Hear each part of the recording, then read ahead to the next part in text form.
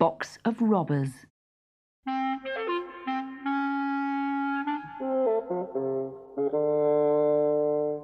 Martha was all alone in the house and feeling very bored. I know, she thought after a while. I'll fetch my doll's house from the attic and play with that. So she climbed the stairs to the little room under the roof. Inside there were boxes and trunks, piles of old carpet, furniture and bundles of clothing, and in a dusty corner she found her doll's house. Martha was about to pick it up when she noticed the black wooden chest her Uncle Walter had sent from Italy. Martha had been told there was no key and that Uncle Walter had forbidden anyone to open it. It was a big chest, studded with big brass nails. Martha longed to see what was in it. Oh, if only I had a key, she thought. Then she remembered the big basket of keys on the shelf in the linen cupboard. Perhaps one of them would unlock the mysterious chest. Martha tried one key after another. At last, an ancient brass key slipped into the lock. Martha heard a click, and as the lid flew up, she jumped back in amazement. Slowly and carefully, a man stepped out, stretched himself, then bowed to her politely. He was tall and thin, and his face was suntanned. Then another man emerged from the chest, yawning. He was middle-sized, and his skin was as tanned as the first. While Martha stared, open-mouthed, a third man crawled out of the chest. He had a suntan too, but was short and fat. And they all wore long red velvet jackets, braided with gold, and sky-blue satin breeches. Their hats had broad brims, and ribbons fluttered from the crowns. They had big gold rings in their ears, and knives and pistols in their belts. Their black eyes glittered, and they wore long, curling moustaches. "My, you were heavy!" exclaimed the fat one. "You squeezed me out of shape." "There's no need to be disagreeable," said the middle-sized man. "Permit us to introduce ourselves," said the thin man to Martha. "This is Luigi." The fat man nodded. "And this is Barney." The middle-sized man bowed. "And I am Victor. We're Italian bandits." "Bandits!" cried Martha in horror. "Perhaps in all the world there are not 3 bandits more terrible and fierce," boasted Benny. "That's true," said Luigi, nodding. "But it's wicked," cried Martha. "You're right," said Victor. "We're extremely wicked." "That's true," said Luigi, nodding. "But it's naughty," said Martha. "Naughty?" gasped Benny with a horrified look. "I little thought to be called that, and by a lady. Oh! But how are we to be bandits unless we're wicked?" "Well, stop being bandits." Luigi sat down on an old chair and wiped his forehead with a yellow silk scarf. Benny and Victor stared at Martha with pale faces. "But what shall we do for a living?" "See," all 3 said. "Oh, there's lots to do. You could drive a bus, or be a clerk, or become policemen." "Policemen?" they said, shaking their heads. "But our business is to rob." Martha tried to think. "I know it's hard, but you could try." "No," cried Benny. "Bandits we have always been, and bandits we must remain. There are always people to rob." "Brothers," said Victor suddenly, "let's rob the house we're in." "Of course," shouted the others.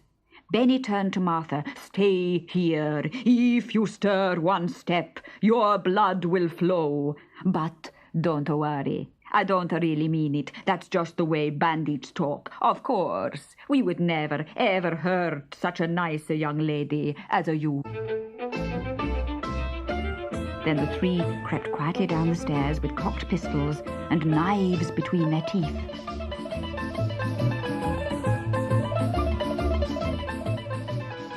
When they came back, Luigi was carrying a pile of Martha's best dresses. Victor had a brass candlestick and the kitchen clock, and Barney carried a box of knives and forks and an old coat. How wonderful it is to rob once more, said Victor. And all three sat on the floor and munched the cake and sipped the wine that they had stolen from the pantry. Then the doorbell rang. Barney, Victor and Luigi scrambled to their feet, daggers drawn. Martha ran to the window and saw that it was only the postman delivering a letter. But it gave her an idea. "Oh, it's the police!" she cried. The robbers looked at each other and trembled. Are there many of them? 112, exclaimed Martha after pretending to count. Then we are lost, declared Barney. Are they armed? "Oh, yes," said Martha, "with guns and swords and pistols and axes and cannons." All three groaned. But Barney said, I hope they kill us quickly. "You are my friends, aren't you?" said Martha, turning from the window. "Then I shall save you. I suggest you get back into the chest. I'll close the lid, then the police won't find you. But you must be quick. They'll soon be here." Into the chest jumped Luigi, lying flat on the bottom. Next in went Benny, and pausing only to kiss Martha's hand, Victor lay on top. When they were all settled in, Martha pressed the lid down tightly. "Try pushing down more," she said. "Squeeze down more! Squeeze down!" I'm doing my best, snapped Victor. We fitted nicely before. I don't understand. Perhaps it's those cakes we ate. "Could be," answered Luigi's voice. So Martha sat on the lid and pressed it down with all her weight. With a click, the chest snapped shut. And with a broad, happy smile, Martha turned the old brass key. Now this story should teach us not to interfere with things that do not concern us. Because if Martha had not opened Uncle Walter's chest, she would not have had to carry all the robbers' plunder downstairs.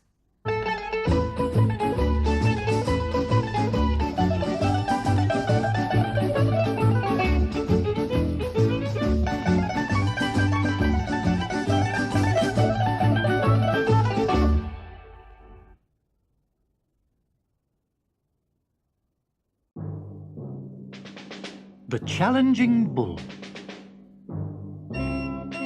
Bull came trotting over the plain, looking very pleased with himself. He was very fat, because he was too lazy to use his strength. He was very foolish, because he was too lazy to use his brain. But, just the same, he was very, very pleased with himself. At the edge of the plain, Bull met Elephant. He kicked his heels and shouted, I am the challenging bull of the plain, the bull of great strength and remarkable brain. On land which is dry, and on sea which is wetter, anything you can do, I can do better. I challenge you. "What is your challenge?" asked Elephant. I challenge you to stand on your head. Elephant knelt on his big front knees. He rested the top of his head on the ground and waggled and jiggled, trying to stand on his head. But however hard he tried, he just could not do it. Bull began to bellow with laughter. He laughed until he lost his breath. Elephant stood up and said, "Well, show me how you stand on your head." I could have shown you yesterday, said Bull. Perhaps I could show you tomorrow. But today, I lay in the sun too long, and my head is aching. How can I stand on my head when it aches? And he tossed his horns and trotted away.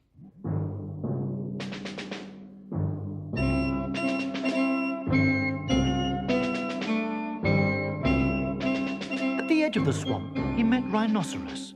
He lifted his head to the sky and shouted, I am the challenging bull of the plain, the bull of great strength and remarkable brain. On land which is dry and on sea which is wetter, anything you can do, I can do better. I challenge you. "What is your challenge?" asked Rhinoceros.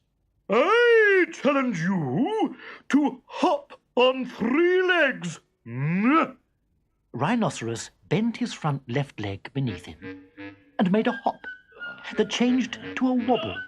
The wobble got worse, and Rhinoceros toppled and fell with a splash into the muddy swamp. Bull began to bellow with laughter. He laughed until it hurt his ribs. Rhinoceros rose from the swamp and said, "Well, show me how you hop on your 3 legs." I could have shown you yesterday, said Bull. Perhaps I could show you tomorrow.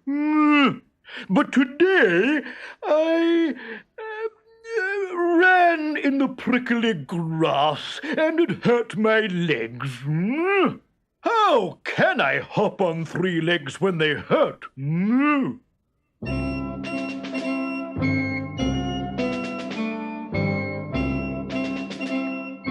And he tossed his horns and trotted away. He went to the top of a hill, but he did not see anyone.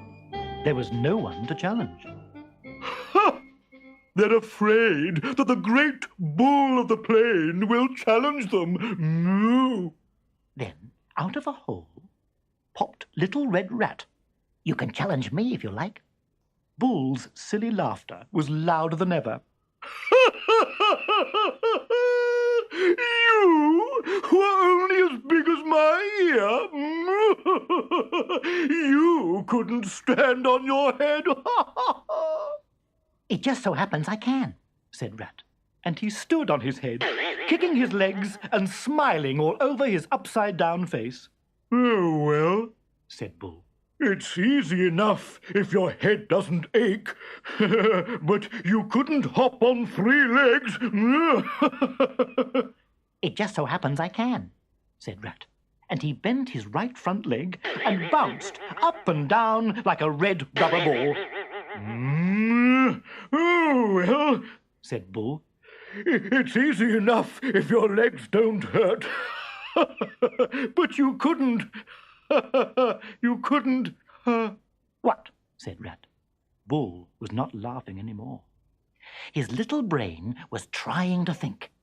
He looked down the hill and saw a huge tree with branches like the arms of a giant. You couldn't knock down that tree, he said. Little Red Rat sighed deeply. It's a very big job for a very small rat. But you are a big bull. Why don't you try? Bull's little brain could not find an excuse. I'll charge and knock it down with my head, he said. With a thunder of hooves, he charged down the hill straight at the tree trunk. Bang went his head as he crashed into the tree. The tree didn't even shiver. Bull came back to the top of the hill. Of course, that was only the first hit to loosen the roots, he said casually. Then he ran down the hill again, straight at the tree. Crash went his head as he banged into the trunk. A single leaf came floating down. Bull staggered to the top of the hill. Oh, dear. I feel dreadful. I feel really dreadful. Then he fell down on the grass with his eyes closed. Rat went quietly down the hillside. Nibble, nibble, nibble went his teeth. Nibble, nibble, nibble at the thick tree trunk. Elephant came, and Rhinoceros came, and they sat on the hilltop to watch. Hour after hour, hour after hour, Rat's little teeth nibbled. The tree sighed and rustled its leaves. It groaned and shuffled its branches. Nibble, nibble, nibble. The tree swayed on its trunk. It held its branches up to the sky, and as the sun sank low and the shadows lengthened, the tree moaned and tilted towards the hill. Rat, elephant, and rhinoceros ran back out of danger. But the challenging bull stayed just where he was, fast asleep in the darkening shadows. For a minute, the tree seemed to hang in the air. Then, splintering, snapping, cracking and swishing, it threw itself onto the ground. Nobody spoke. Nobody moved. Then the leaves of the fallen tree rustled again, and the branches began to shuffle again. Something was underneath it. Up came the face of the challenging bull, dusty and dirty and very surprised. Elephant, rhinoceros, and rat looked at him and laughed. They laughed until they lost their breath. They laughed until it hurt their ribs. But Bull did not laugh. He didn't think it was funny at all.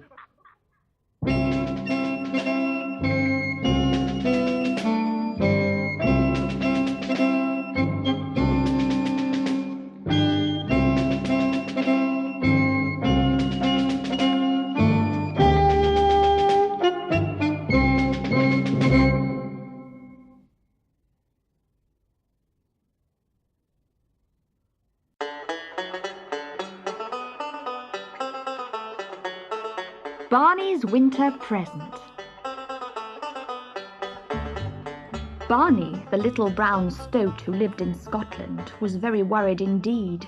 It was getting colder and colder.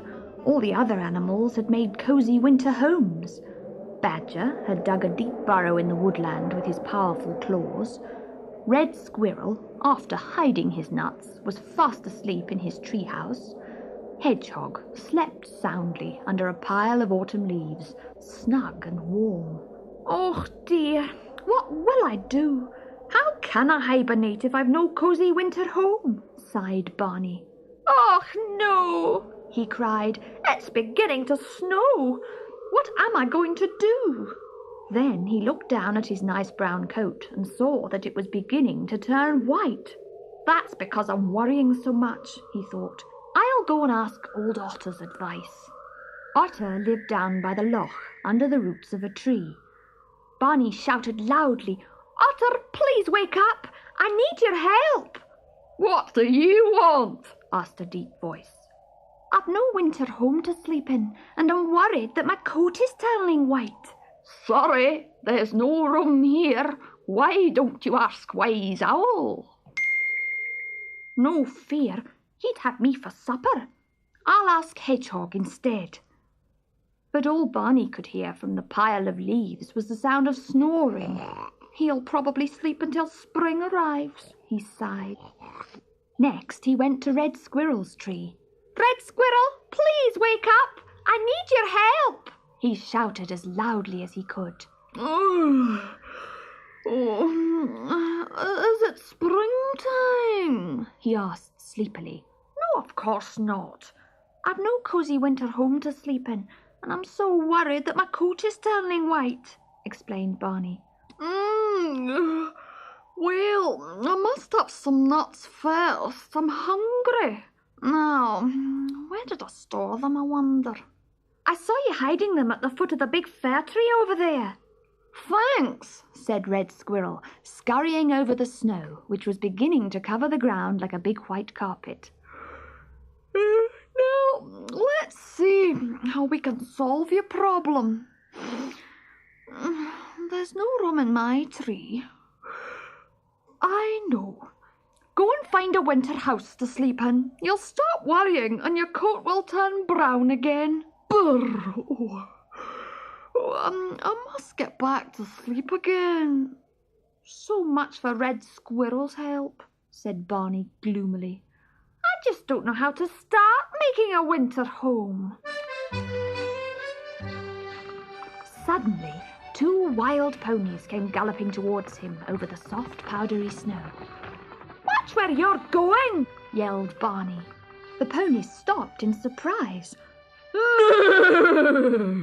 Oh, it's a little white stoat, said one. They cannot be seen so easily in the snow with their white coats. Do you mean to say that all stoats have white coats in winter? Asked Barney in astonishment. Of course they do, said the other pony. Then they're not so easily seen by hunters and other animals who want to have them for supper. That's right, said the first pony. They're even whiter in the north of Scotland, all except for their tails. They always stay black at the tips. Oh dear, cried Barney, feeling very foolish. I thought my coat was turning white because I was so worried about having no winter home. The wild ponies laughed and laughed. Your new winter coat is a present from Mother Nature, they explained. She gives us warmer coats in winter too. We don't need to hibernate. Barney was thinking very hard. Well then, I don't need a cosy home to sleep in all winter. I don't hibernate like the hedgehogs and squirrels. Of course you don't. You're just like us. It's easy enough to find shelter day or night, if we really need it. This is great news. Thank you for helping me, smiled Barney. Oh, by the way, do you know that your lovely white fur is called ermine? The ponies smiled. Well, fancy that, laughed Barney. Come with us, said the ponies. We know where there are some stoats just like you, not too far away. Barney felt very happy as he set off with his 2 new friends. His winter worries over, at least for the time being.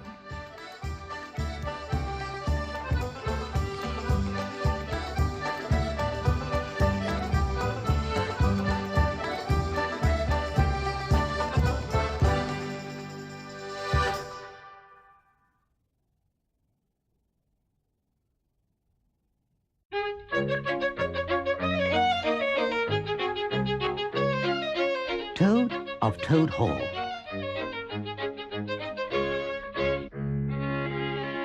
Toad lay on the floor of his prison cell, crying and wailing and refusing all food.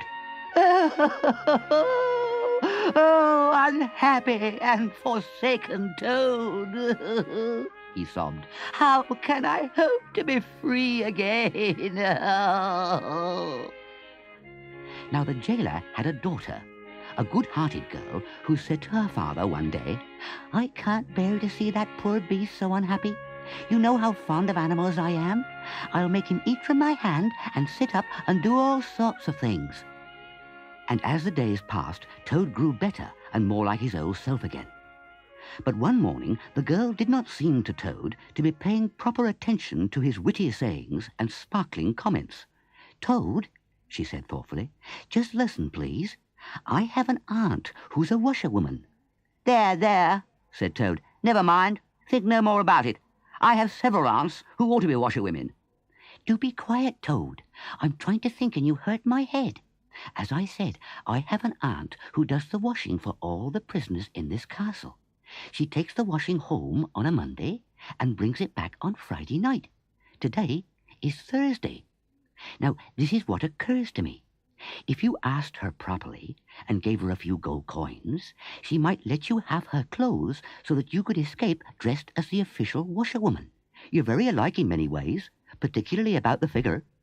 We're not alike, said Toad in a huff. I'm a very elegant figure, and you surely wouldn't have Mr. Toad of Toad Hall going about the country disguised as a washerwoman. But after much soul-searching and protestation, Toad finally agreed to the plan. So, the next evening, the girl brought her aunt into Toad's cell, and in return for a few gold coins, the old lady gave Toad her cotton dress, apron, shawl, and black bonnet. Shaking with laughter, the girl dressed Toad in the old lady's clothes. You're the very image of her, she giggled. Now, goodbye, Toad, and good luck. With a quaking heart, Toad set out. It seemed hours before he crossed the last courtyard and heard the wicket gate in the great outer door click behind him, felt the fresh air of the outer world upon his brow, and knew that he was free. He walked quickly towards the lights of the town, not knowing in the least what he should do. But as he walked along, he saw some red and green lights a little way off, and heard the sound of puffing and snorting engines, and the banging sound of shunted trucks. This is a piece of luck, he thought. A railway station is the thing I want most in the world at this moment. Toad sighed contentedly and pulled his shawl about him. He made his way to the station and found a train bound for Toad Hall, leaving in just half an hour. More luck, said Toad as he went to the ticket office to buy his ticket. Then, to his horror, he remembered that he had left both his coat and waistcoat behind him in his cell, and with them his money. Full of despair, he wandered blindly down the platform where the train was standing, tears trickling down each side of his nose. Very soon his escape would be discovered. The hunt would be up. He would be caught, loaded with chains, and dragged back to prison. What was to be done? As he pondered, he found himself opposite the engine. "Hello, Mother," called the driver. "What's the matter with you? You don't look very cheerful." "Oh, sir," said Toad, crying again. "I'm a poor, unhappy washerwoman, and I've lost all my money and can't pay for a ticket, and I must get home tonight somehow. Whatever am I to do? Oh, dear, oh, dear." "A bad business indeed," said the engine driver. "Lost your money, you say? Can't get home. Got kids, too, waiting for you, I shouldn't wonder." "Any amount of them," sobbed Toad. "And they'll be hungry and playing with matches and upsetting lamps and quarrelling and carrying on generally. Oh, dear, what am I to do?" "Well, I'll tell you what I'll do. You're a washerwoman. Very well. If you wash a few shirts for me when you get home and send them along, I'll give you a ride on my engine." Toad's misery turned to rapture as he scrambled up into the cab of the engine. Of course, he had never washed a shirt in his life, and couldn't if he tried. But he thought, when I get home to Toad Hall, I'll send the driver some money to pay for his washing, and that'll be the same thing, or better. The guard waved his flag, the engine driver whistled, and the train moved out of the station. But as the speed increased, and Toad thought of what he would have for supper as soon as he got home, he suddenly noticed that the engine driver was leaning over the side of the engine and listening very hard. "That's very strange," said the driver. "We're the last train running tonight, yet I could swear that I heard another engine following us." "It is an engine," he called out presently, "coming along at a great pace. It looks as if we're being pursued. How very peculiar." Toad froze, and crouching in the coal dust, tried hard to think of something to do. "They're gaining on us fast," cried the driver. "And the engine is crowded with men like ancient warders waving halberds. And they're policemen with truncheons, and men who look like detectives waving revolvers and walking sticks. And they're all shouting the same thing. Stop, stop, stop." Toad fell on his knees among the coals and, raising a clasped paw, cried, "Save me! Oh, save me, dear, kind Mr. Engine Driver! I'm not the simple washerwoman I seem to be. I've no children waiting for me at home. I'm Toad, the well-known, popular Mr. Toad of Toad Hall. I've just escaped from prison, and if those fellows on that engine recapture me, it'll be chains and bread and water and straw and misery once more for poor, unhappy Toad." The engine driver looked down at him sternly and said, "I fear that you've been a wicked Toad, but you're in trouble and distress, so I won't desert you. I don't like being ordered about by policemen when I'm on my engine, and the sight of an animal in tears always makes me feel queer and soft-hearted. So cheer up, Toad. I'll do my best, and we may beat them yet." Shoveling furiously, they piled up more coal. The furnace roared, the sparks flew, the engine leapt and swung, but still their pursuers gained on them. "It's no good, Toad. There's just one thing left for us to do, and it's your only chance, so listen carefully to what I tell you. A short way ahead is a long tunnel, and on the other side of that, the line passes through a thick wood. I'll put on all the speed I can while we're running through the tunnel. When we're through, I'll put on the brakes as hard as I can, and the moment it's safe, you must jump and hide in the wood before they get through the tunnel and see you. Then it's full speed ahead again, and they can chase me if they like for as long as they like. Now, be ready to jump when I say." The train shot through the tunnel, and the engine rushed and rattled and roared until at last they shot out at the other end. Quickly the driver shut off the steam and put on the brakes. Toad got down onto the step, and as the train slowed down, he heard the driver shout, "Jump!" Toad jumped, rolled down a short embankment, picked himself up unhurt, scrambled into the wood, and hid. Peeping out, he saw his train get up speed again and disappear in a puff of smoke. Then, out of the tunnel, burst the pursuing engine, roaring and whistling, her motley crew waving their weapons and shouting, "Stop! Stop! Stop!" When they were past, Toad gave a hearty laugh. For the first time since he'd been thrown into prison. But he soon stopped laughing when he realized that it was now very late and dark and cold, and he was in an unknown wood with no money and no chance of supper and far from his friends and home. So, at last, cold and hungry, he sought the shelter of a hollow tree, where, with some branches and dead leaves, he made himself as comfortable a bed as he could and slept soundly till the morning.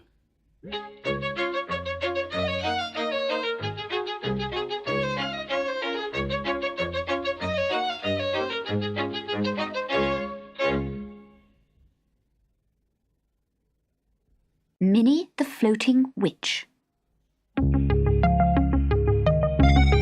Minnie the Witch lay on the grass by the river, flicking through her book of spells. The head witch had said it was time she practiced casting a few, but the day was hot and sunny, much too nice for doing any work. How to turn a frog into a prince? Take 3 spoonfuls of moon dust. Stir into a cauldron of bat juice. Minnie lay back on the grass and looked up at the small fluffy clouds drifting across the sky. Oh, wouldn't it be nice to be a cloud just floating along? She thought. Suddenly, she sat up. Oh, that's what I'll do. I'll learn to float, she cried, and quickly turned the pages of her book of spells. Here we are. How to change into a cloud. Cotton wool, clouds up high. That's where I want to be, up in the sky. Abracadabra. Whoosh! In a flash, Minnie found herself soaring up into the clouds and then floating very, very gently through the sky. Oh, this is the life. thought Minnie as she drifted along. I wish the head witch could see me now. What's that funny black thing? Asked the people on the ground as they saw Minnie floating by. Just at that moment, the spell wore off, and Minnie plunged down, down, down, splash into the river. Help! Help! I'm sinking! She shouted as she struggled to the bank. Why don't you learn to swim? Suggested a frog as he watched Minnie struggle out of the water. I'm not interested in swimming, she snapped. What I want to do is float. Now, what else floats apart from clouds? I know, a boat. Let's find a spell for a boat. Again, she looked through her book of spells. Here we are. In the river, conjure up a boat, so I can lie in it and on the river float. Hey, presto!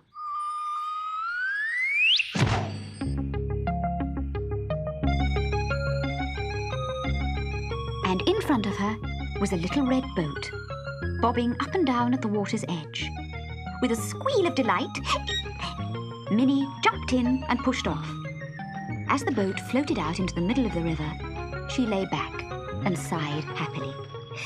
Oh, now this is what I call floating. Marvellous.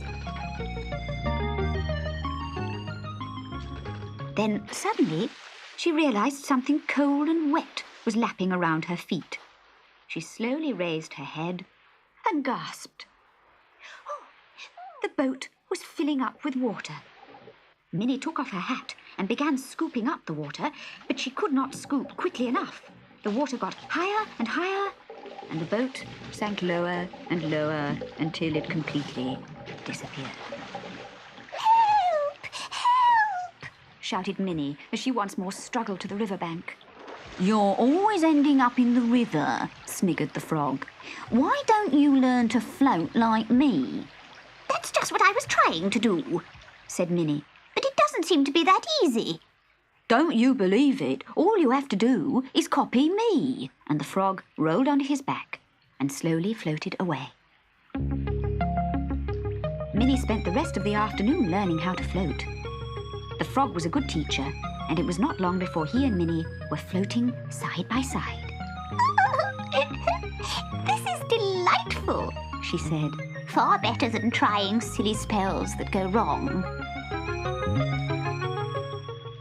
She closed her eyes dreamily and listened to the gentle lapping of the water. And on the bank, the book of spells lay forgotten, the pages fluttering in the breeze.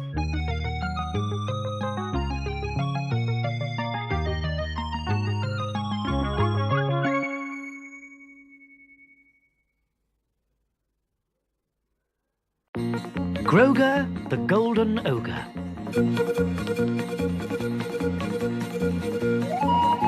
How can I get to the city of the Black Ogres? Asked Grogre. After the Purple Mountains. Nobody knows the way, Growled Boga, Well, I'll come with you. said his father. We'll find the way somehow. Boga began talking angrily to himself. Shall I help them? Shan't I?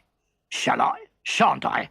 All right, all right, all right. I'll tell them. There is a way. Come to my house first. Boga's house looked like a huge horned head. Inside, red and green candles lit the dark. Lumps of crystal, bottles of pickled dragon, skeletons, stuffed monsters, jars filled with teeth and eyes, and animals moving in cages, all flickered in the light. Need a bit of help, Growled Boga. These swords, made hard and sharp by the blood of a red dragon. And this... Boga picked up a cage. Inside, a small white thing was whining and scrambling backwards and forwards. It had 6 feet, but instead of arms, tentacles with suckers on the end, and a head with 1 eye and a stinging horn. Eek! Cried Grogre's father.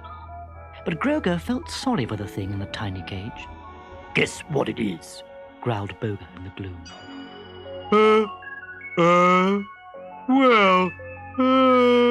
Mumbled Grogre's father. Is it one of those slurms you told me about? Asked Grogre. Yup. Small, isn't it? Just a baby. Know how I got it? Stole it from its mother when slurms attacked. Past the mountains, don't know the way. Slurm knows. It'll run home to its mother. Ogre made a strange-smelling red ogre stew. Little green and red flames danced on the top. Eat for strength, then go, he grunted. Afterwards, they all set off. It was late afternoon.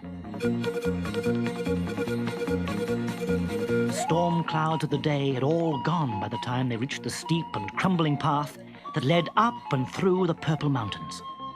Only blue dragons and giant three-headed birds lived there. After 3 days, they came to the end of the mountains. Beyond was what seemed to be a flat blue plain. The plain was really a kind of thick blue treacle where strange, fishy creatures hid. But there were hidden ways across. Let the slurm find the way, said Ogre, opening the cage. Grogre had been trying to make friends with the slurm, but had been bitten and stung by it. Yet now, when the cage was opened, it wanted to stay with him. Ogre gave it a kick. Move, slurm, run to mummy. The slurm did not move. Ogre growled. Not hard enough, eh? Then try this. Stop! Grogre shouted. Stop! And picking up the slurm, he whispered to it gently. He put it down, and for a moment, it did not move. Then it ran into the blue plain. Grogre, Ogre, and Grogre's father followed the slurm along zigzagging pathways into the thick black mist. Slowly, the blue, treacly plain changed to black, shiny rock. On the 7th day of their journey, they heard a far-off roaring and bellowing. They looked at each other in fear. The further they went, the louder it grew. Suddenly, they emerged from the mist. Before them, a vast cliff plunged deep downwards into a fiery, bubbling river of red, where monsters moved, spurting red and yellow foam and flame, roaring and bellowing at each other.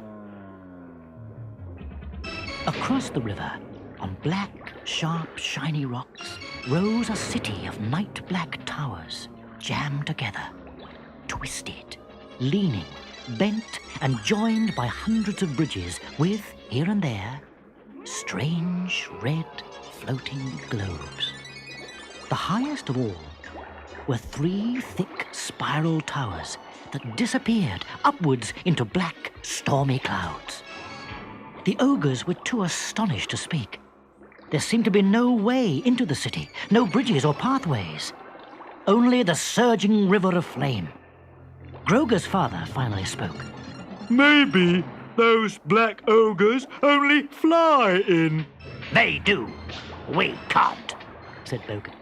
Come on, back home. Grogre bent down and stroked the slurm's sting. It led him by one of its tentacles to the very edge of the cliff, stopped, let go, and jumped. What? It's killed itself, shouted Grogre's father. Then Grogre jumped too.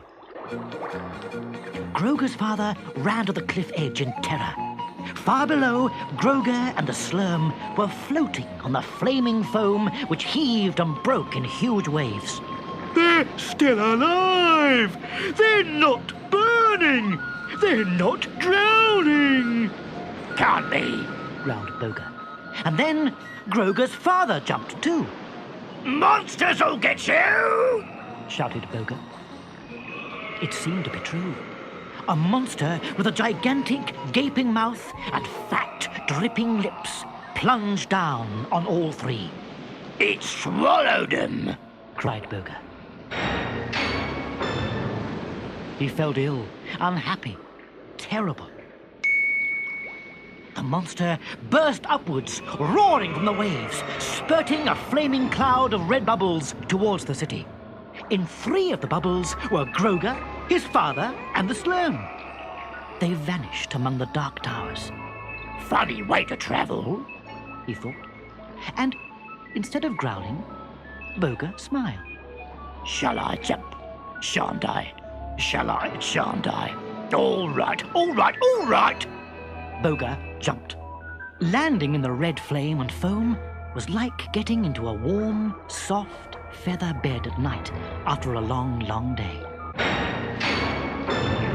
Then the foaming red rushed like a waterfall down the throat of a bellowing monster.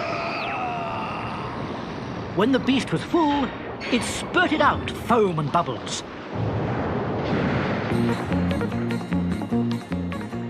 And there was Ogre in a bubble, floating towards the city and his 3 faithful friends.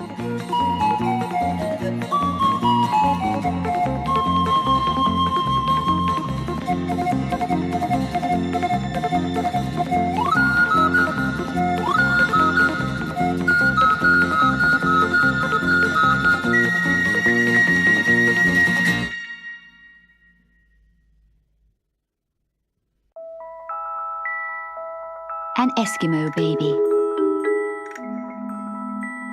If you were an Eskimo baby, you'd live in a bag all day, right up from your toes to the tip of your nose, all in thick, cozy furs tucked away. And if you went out for an airing, in Mother's warm hood you would go, tied close to her back, like a soft, furry pack. You could laugh at the cold and the snow. But if they brought water at bedtime, as people at home always do, you'd cough and you'd sneeze, and perhaps you would freeze. You would certainly turn very blue. An Eskimo mummy would rub you with oil from your heels to your head, and then you'd be rolled, for it's terribly cold, in warm furs and put safely to bed. No nice creamy milk for your supper, but bits of raw blubber and fat. Would you like to go to the land of the snow, where they have such a bedtime as that?